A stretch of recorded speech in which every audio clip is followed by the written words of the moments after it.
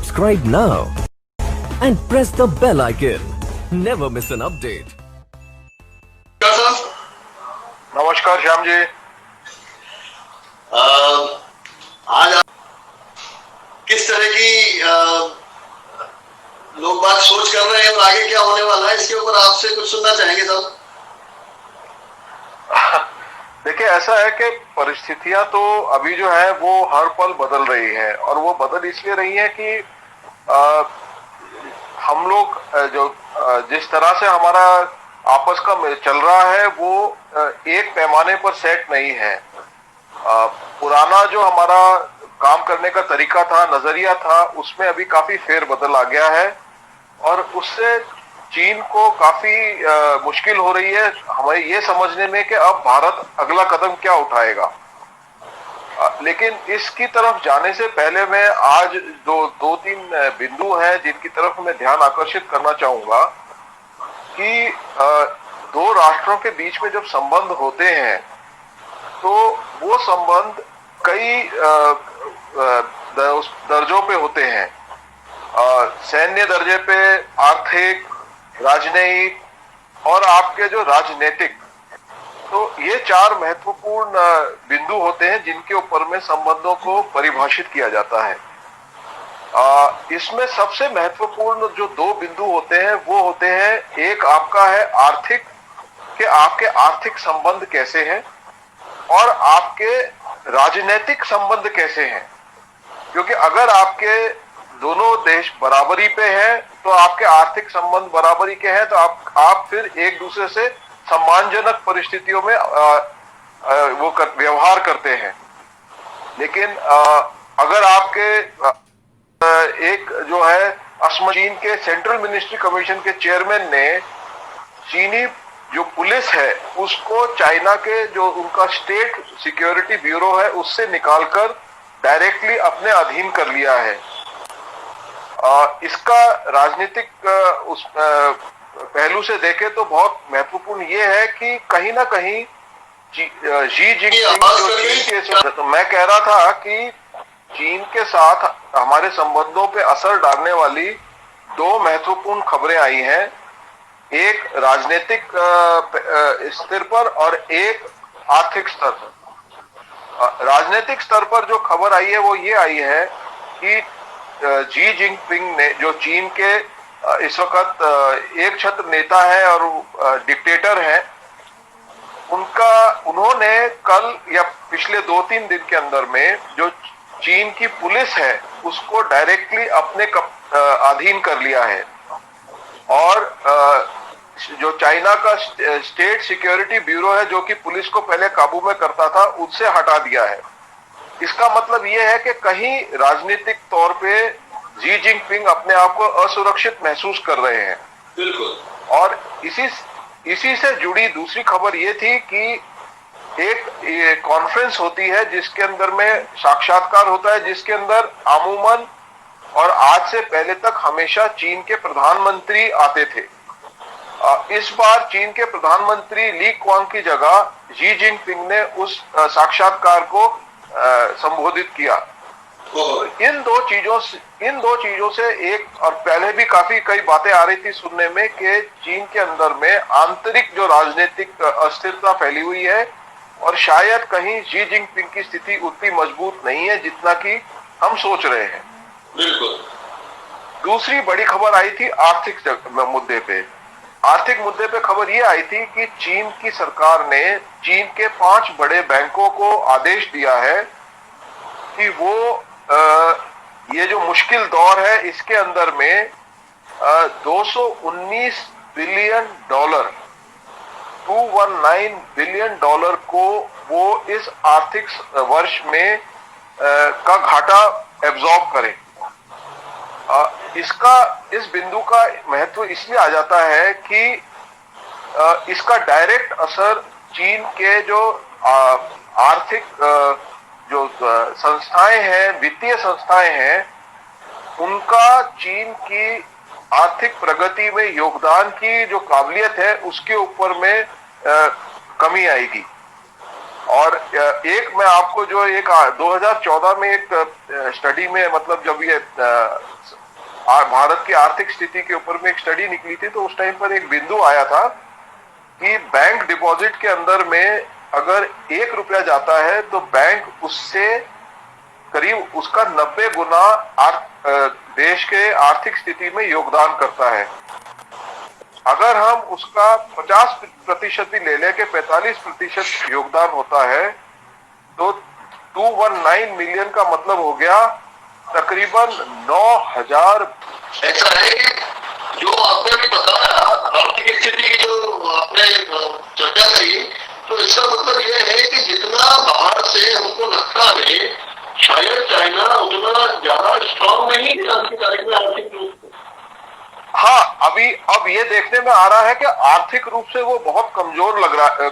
कमजोर तो नहीं मगर मुश्किल में है, क्योंकि इसके साथ एक और जो खबर आई थी वो आई थी कि चाइना के जो तेल उत्पादन कंपनियां हैं, उन्होंने पहली बार जो अपना वित्तीय वर्ष में उनको नुकसान हुआ है मुनाफे की जगह, तो काफी बड़ा नुकसान हुआ है।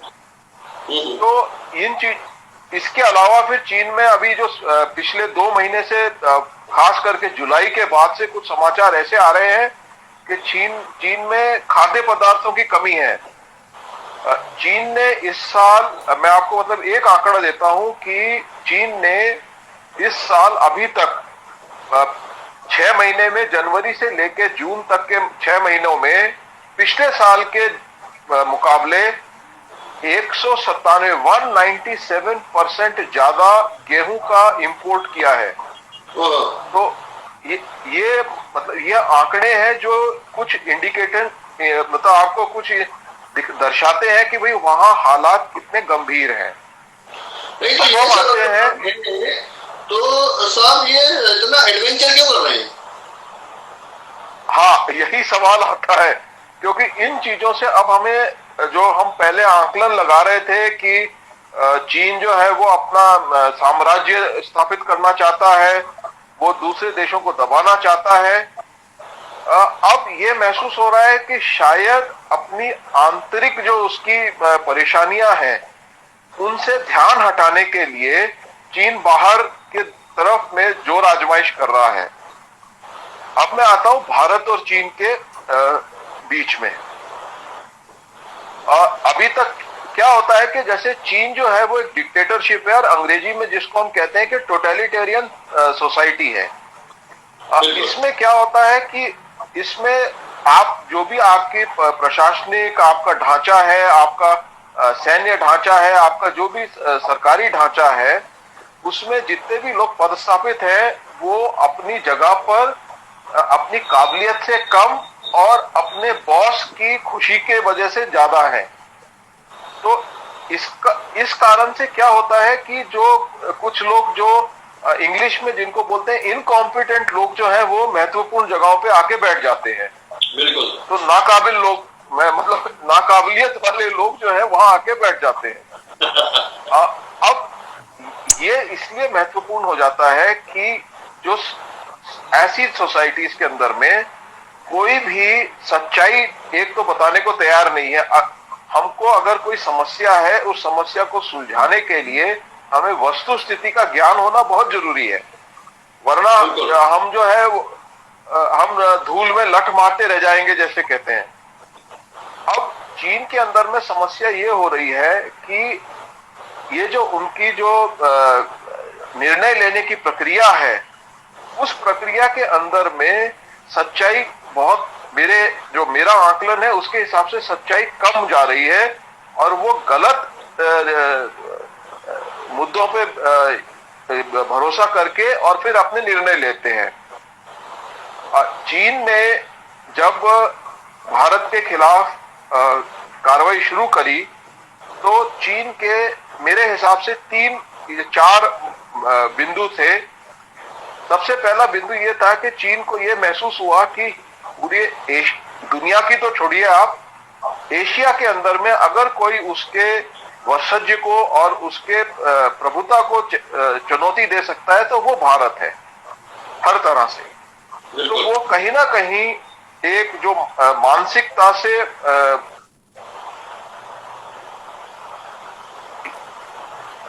दूसरा सोचा था कि वो इस कार्रवाई के जरिए जो हमारा दक्षिण के जो दक्षिण सागर समुद्री सागर के साथ जो जुड़े हुए देश है, छोटे छोटे देश है, उनको एक संदेश जाएगा कि देखो तुम छोटे हो, मैं तो न्यूक्लियर पावर हिंदुस्तान के साथ पंगा ले रहा हूं। तीसरी चीज ये थी कि जो निवेश आता है आर्थिक प्रगति के लिए, निवेशक जो है वो शांति प्रिय जगह में जाएगा जहां उसको 10-12 साल की शांति मिले, जो उसको निवेश करेगा पैसा उस पे उसको अच्छी उपज मिले। ये चीज जो है, ये निवेशकों को, खास करके विदेशी निवेशकों को ये मैसेज देना था कि भाई तुम अगर हिंदुस्तान में जाओगे तो हम वहां शांति नहीं होने देंगे, युद्ध के बादल मंडराते रहेंगे। क्योंकि जापान, अमेरिका जो इसके सबसे बड़े खपत करने वाले थे चीनी पदार्थों का, उन्होंने ये फैसला कर लिया था कि वो चीन से अपनी जो उनकी मैन्युफैक्चरिंग यूनिट्स हैं, फैक्ट्रियां हैं, उनको वो बाहर लेके आएंगे।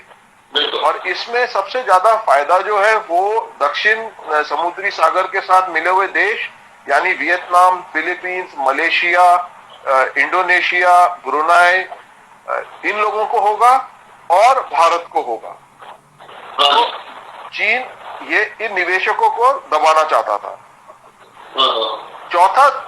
चौथा पॉइंट जो था वो ये था कि एक इंसिडेंट हुआ था जिसमें कि अमेरिका का एक विमान वाहक जहाज जो है उसके ऊपर में कोरोना वायरस का संक्रमण हुआ था, जिसकी वजह से वो जहाज आउट ऑफ एक्शन हो गया था और करीब 1-1.5 महीने के लिए जापान, ताइवान और जो दक्षिण समुद्री भूभाग है उसके उस इलाके में अमेरिका का कोई भी विमान वाहक पोत नहीं था। चीन को लगा कि ये मौका मेरे लिए बहुत अच्छा है। लेकिन वो होता है ना कि आप पहला कदम तो आप उठाना आपके हाथ में है, लेकिन सामने वाला किस तरह से उसके ऊपर में जवाब देगा वो आपके हाथ में नहीं है। और जहां तक भारत का संबंध है, भारत ने जो जवाब दिया, इसमें जो जवाबी कार्रवाई करी, वो जो पहले हम करते आते थे उसके मुताबिक नहीं थी। हाँ, सही बात है। तो बात होती है बियॉन्ड इमेजिनेशन, अंग्रेजी में बोलते हैं कि सोचा भी नहीं कुछ कर दिया हिंदुस्तान ने। जी हाँ, तो चीन को अभी से पहले क्या होता था कि भारत जो है, कभी जब ऐसा होता था, चाहे चीन हो चाहे पाकिस्तान हो, हम लोग कहते थे अच्छा चलो अब बैठ के नेगोशिएशन करते हैं, और वो फिर सालों साल वो चलते रहते थे, आपस में वार्तालाप चलता रहता था और कोई नतीजा नहीं निकलता था। चीन के साथ में जो 2014 से लेके ये चौथी बार हुआ, चीन को समझना चाहिए था कि पहले 3 बार में वो मुंह की खा चुका है। इस वक्त परिस्थितियां बदल गई हैं, राजनीतिक माहौल बदल गया है और देश का माहौल बदल गया है, तो उसको ये गलती नहीं करनी चाहिए थी। लेकिन जो मैंने बताया आपको पहले बात कि टोटलिटेरियन सोसाइटी में कोई भी नई बात नहीं करेगा, क्योंकि अगर वहां तो हालत ये है कि अगर आपने कुछ गलत बात बोल दी तो आपको करप्शन का नाम बोल के आपसे सुसाइड करा देते हैं, ठीक है ना। और बड़े पिछले आप 4-5 साल का इतिहास देखें तो कम से कम 10-15 जो बहुत उनके सीनियर सैनिक और राजनीतिक जो लोग हैं, उन लोगों के करप्शन के नाम में उन्होंने उनको या तो जेल में डाल दिया है और या उन्होंने सुसाइड कर लिया है। तो डोकलाम में हुआ, उसके बाद नाकुला में हुआ, फिर गलवान में हुआ। चीन को समझना चाहिए था कि भारत झुकने वाला नहीं है। अब भारत का जो प्रजातंत्र है, उसका जो मूड है, उसका जो स्वभाव है, वो बदल चुका है। भारत आत्मविश्वास से पूर्ण है और वो उनके हर चुनौती का जवाब दे सकता है। बिल्कुल सही। और हुआ भी वही। तो एक नए किस्म के दुश्मन के साथ में उन्होंने बिना सोचे समझे एक तरह से, जिसको हम लोग बोलते हैं पंगा लेना, उस तरह की बात कर ली। हाँ, उन्होंने क्या किया, क्योंकि उनको ये उनके दिमाग में जो था वो ये था कि भारत पहले की तरह ही करेगा, हम जहां जाके बैठ जाएंगे, फिर बातचीत शुरू हो जाएगी और जो जिसके पास है वहां हम बैठ जाएंगे। चीन का एक काम करने का तरीका है कि वो थोड़ा थोड़ा, जिसको सलामी स्लाइसिंग बोलते हैं अंग्रेजी में, कि वो थोड़ा सा जमीन ले लिया, थोड़ा सा जमीन ले लिया और थोड़ा आमने सामने बातचीत करके बैठे, अच्छा हम यहीं तक रहते हैं, अच्छा हम यहीं तक रहते हैं, और ऐसा करते करते वो आपके यहाँ पे किलोमीटरों तक अंदर आ जाते हैं। हाँ, नहीं, चीन ने ये जो चीन की जो ये जो टेक्निक है, चीन ने ये बहुत सफलता के साथ तजाकिस्तान और कजाकिस्तान के साथ किया। उसने कई 100 का, मतलब एक आपको वो देता हूं कि उसने 100 का डिमांड किया और फिर 40 पर सेटल किया। तो वो लोग खुश थे कि साहब हमने 60 बचा लिए, लेकिन वो ये भूल गए कि आपके 40 चले गए। ठीक है ना? तो जब कोरोना वायरस का संक्रमण जब फैला तो चीन को ये लगा कि भारत जो है वो कोरोना वायरस के संक्रमण को संभाल ले, और वो लेकिन जैसे जैसे जब चीन ने अपनी जो तिब्बत में इसकी सेना का जो 3 डिवीजन प्रशिक्षण कर रही थी, उन्होंने प्रशिक्षण के बाद में उनको वापस खासकर ले जाने की जगह उन्होंने इधर डाइवर्ट कर दिया ईस्टर्न लद्दाख की तरफ में, और वो हॉट स्प्रिंग से लेके और पेंगोंग त्सो के बीच के इलाके में उनको डिप्लॉय कर दिया। तो अब ये तो तय हो गया कि एक तरह से इन्होंने एक गलत कदम उठा लिया, और उनको मालूम भी पड़ गया कि ये कदम बहुत गलत उठा लिया गया है। समझ में भी आ गया कि हमने मतलब जरा ज्यादा लंबा गेम खेल लिया और ये हमारे जीतने की संभावनाएं नहीं है इसके अंदर। पर अब इसमें आज से लेके आगे क्या होने वाला है? वही चीज आता हूं कि अब चीन के साथ में गलवान के बाद में आप ये सोचिए कि अगर चीन बिना कोई बड़ी सैन्य विजय हासिल किए विड्रॉ कर जाएगा, वापस चला जाएगा, तो चीनी सेना का और चीनी समाज का मनोबल टूट जाएगा।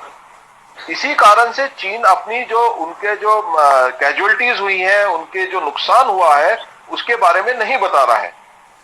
और पेंगोंग त्सो में जो मेरा आकलन है वो ये है कि चीन ने एक फेस सेविंग ऑपरेशन अपनी नाक बचाने के लिए एक मूवमेंट किया था कि हम कुछ कैप्चर कर लेंगे, फिर कहेंगे साहब हमने तो कैप्चर कर लिया, अब हम आपसे दोस्ती के उसमें आप विड्रॉ करिए, हम भी जाते हैं। लेकिन वो उसको उल्टा पड़ गया। दूसरी चीज, मैं अब जिस चीज का मेरे को ज्यादा मैंने एक अन्य साक्षात्कार में भी कहा था कि ईस्टर्न लद्दाख में चीजें जो है वो अब एक अटक गई हैं। वो चीन अब के सामने सबसे बड़ी समस्या ये है कि वो अपनी नाक बचाते हुए कैसे वापस जाए, पहली बात। अब चीन की जो कोशिश है वो होगी, या तो वो किसी दूसरे क्षेत्र में, हो सकता है कि अरुणाचल के सामने या सिक्किम के सामने या हिमाचल के सामने कहीं ना कहीं कुछ और अपनी नाक बचाने के लिए कुछ ना कुछ उत्पात करेगा। क्योंकि अभी क्या है कि ये जो पेंगोंग त्सो का जो वाकया हुआ है, इससे चीन की प्रतिष्ठा को बहुत बड़ी ठेस पहुंची है, बहुत ज्यादा। हाँ, और भारत में जो चीन के जो नरम दिल रखते हैं चीन के लिए, उन लोगों ने चीन को एक फेस सेविंग दे देना चाहिए। मेरा सवाल उनसे ये है कि हम उनको क्यों उनकी नाक बचाने के लिए कोई फेस सेविंग दें? गलती चीन ने करी है, गलती अगर उसने करी है अपनी गलती माने और वापस जाए।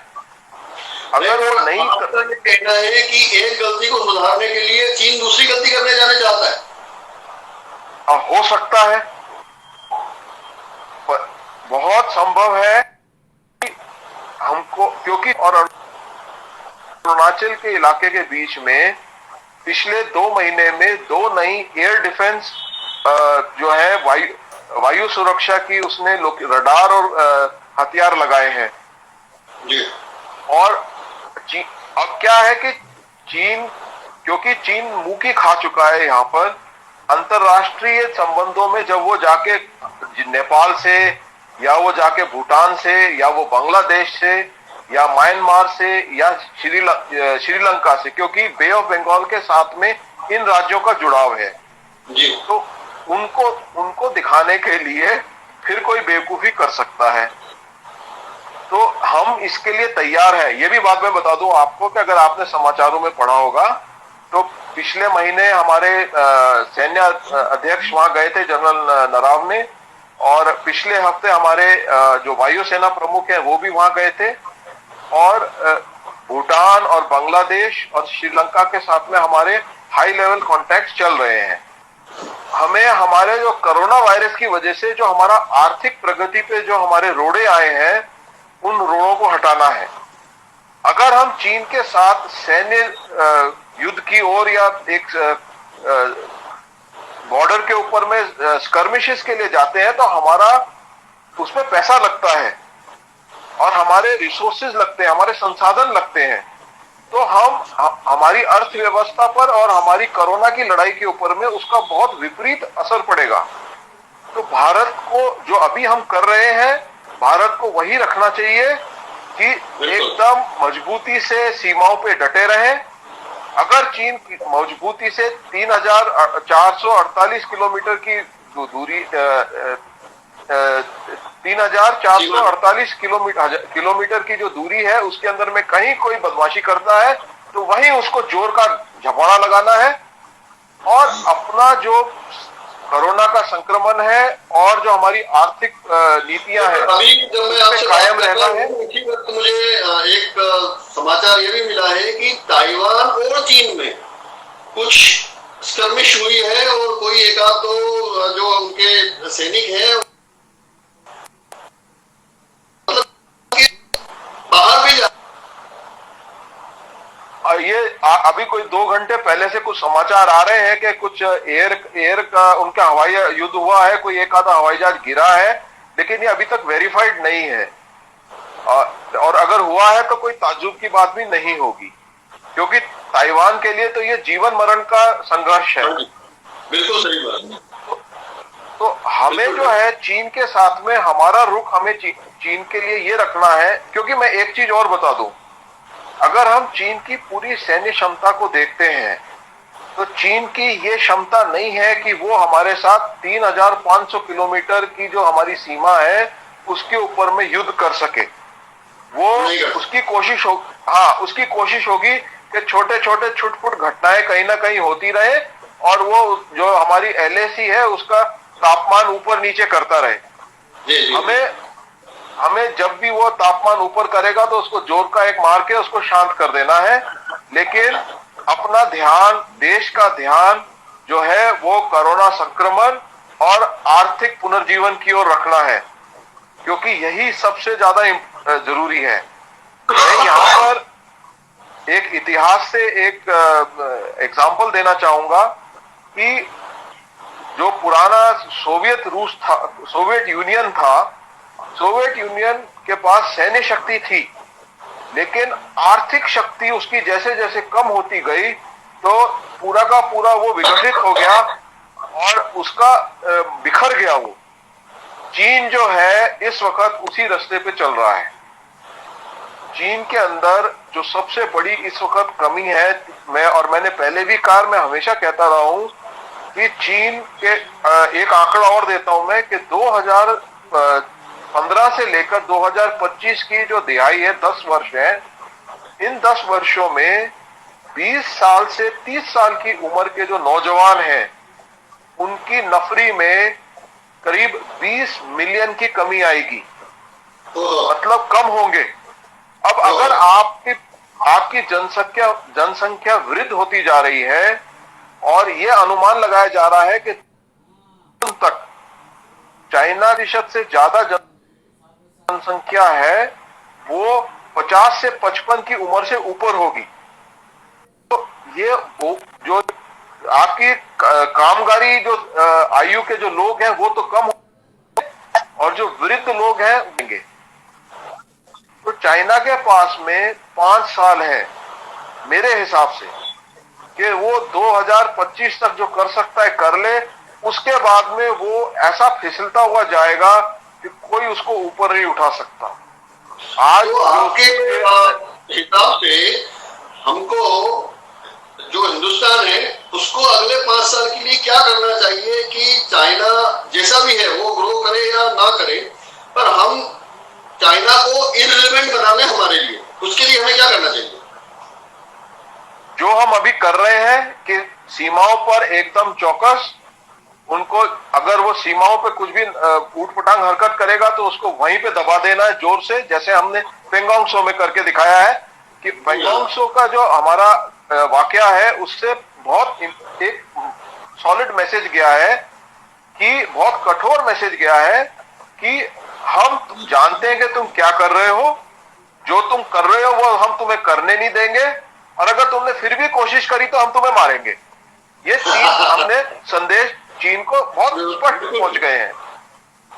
अब ये चीज हम सीमाओं पे रख के गैर सैन्य के अगर हम उसमें आए डोमेन में, तो हमें हमारा जो हमने अभी तक कदम उठा रहे हैं, हमें कम से कम 1.5 से 2 साल लगेंगे चीन के साथ जो हमारे आर्थिक संबंध हैं उनको बदलने में।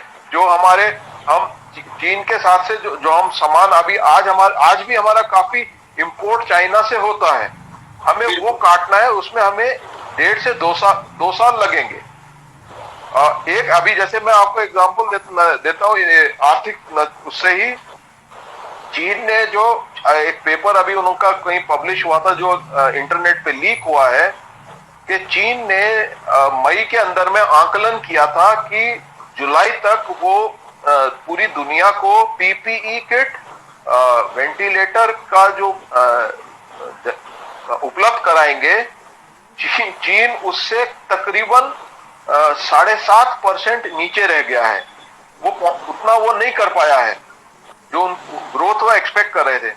और वो जो जगह खाली हुई है वो जगह भारत ने ली है।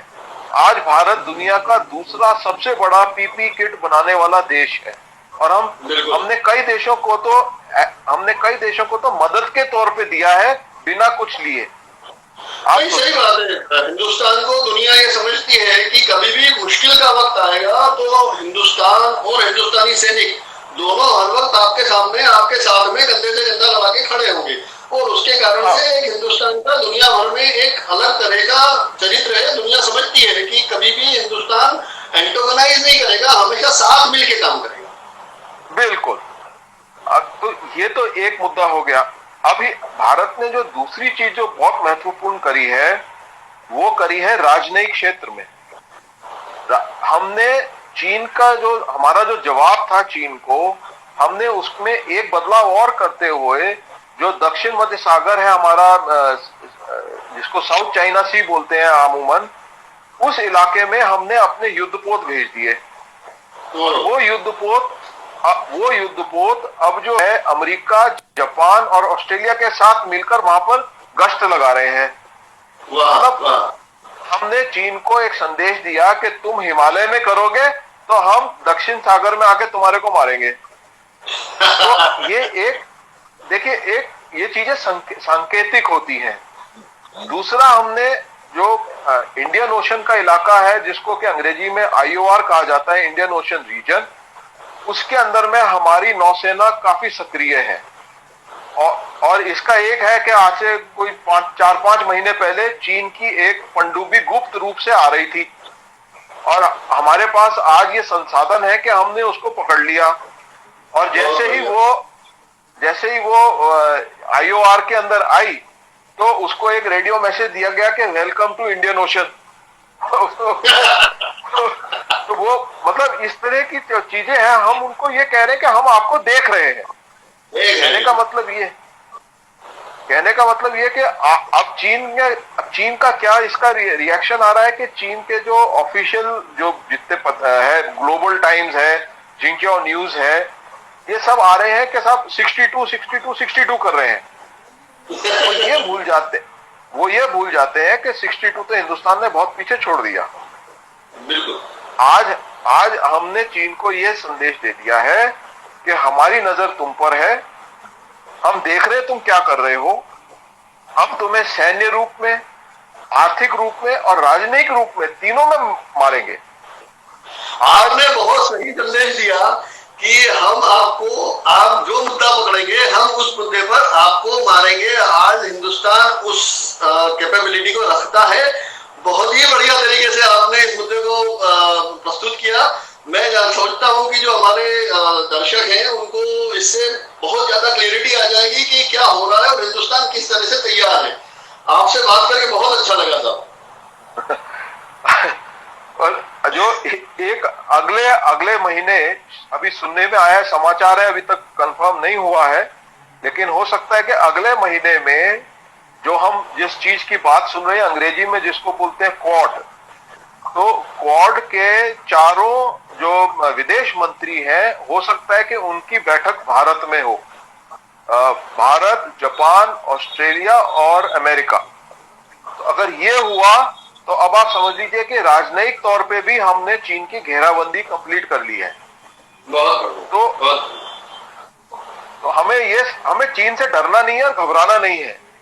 आज हम उन परिस्थितियों में हैं और आज हम उस स्थिति में हैं कि हम चीन को हर क्षेत्र में, चाहे वो आर्थिक हो, चाहे वो राजनयिक हो, चाहे वो सैन्य हो, तीनों के अंदर में हम चीन को आंख में देख के उसको दबा सकते हैं। बहुत बहुत बढ़िया। आपने काफी अच्छी तरीके से जो आम जनता है जिसको न तो राजनयिक क्या चल रहा है पता होता है, न सैनिक कैसे सोचते हैं पता चलता है, न ही हमारा ओवरऑल जो जियो पॉलिटिकल सिचुएशन है उसके बारे में ज्यादा पता होता है। आपने हिंदी में इतने सुंदर तरीके से आज इस चीज को समझाया है। मुझे लगता है कि जो हमारे दर्शक हैं उनको इस बारे में एकदम समझ में आ गया होगा और ये भरोसा आ गया होगा कि हमारे जो नेतृत्व है ये देश को किसी भी किस्म से सुरक्षा में कोई भी जो है वो कॉम्प्रोमाइज नहीं करेगा। नहीं, बिल्कुल बिल्कुल। हमारे प्रधानमंत्री, रक्षा मंत्री और विदेश मंत्री और उनके साथ में पूरा मंत्रिमंडल, आप देखिए कि कोई ऐसा नहीं है जो कि आउट ऑफ स्टेप है।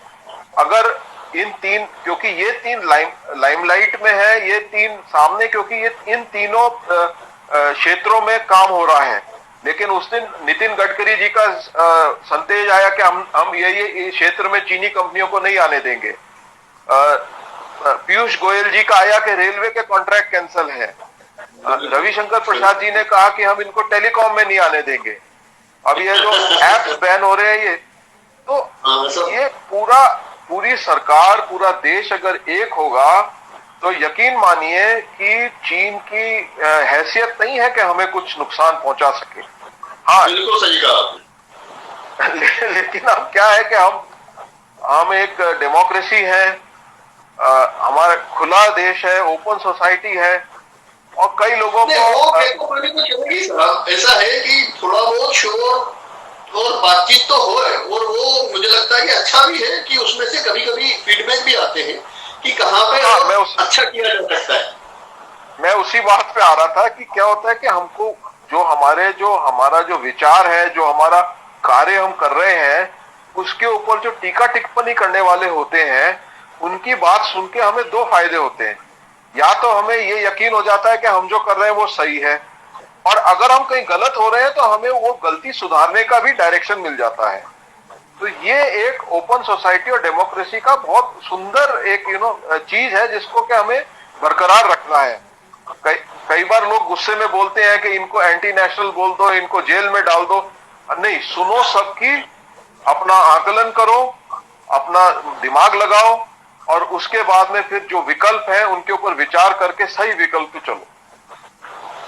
बहुत बढ़िया साहब, आपने सिर्फ 30 मिनट का समय दिया था और फिर भी आपने अपनी बात को पूरा रखने के लिए पूरा समय लिया। आपका बहुत बहुत धन्यवाद कि आपने इतने सुंदर तरीके से इस चीज को एक्सप्लेन किया। हिंदी में ज्यादातर इस तरह के जो चर्चाएं होती है वो सामने नहीं आती है। आपने माना कि साहब इसको हिंदी में बात करते हैं ताकि आम जनता को समझ में आए। बहुत बहुत धन्यवाद आपका, आपसे चर्चा करके बहुत बहुत अच्छा लगा। धन्यवाद श्याम जी, नमस्कार। मेरे को भी बहुत अच्छा। Subscribe now and press the bell icon. Never miss an update.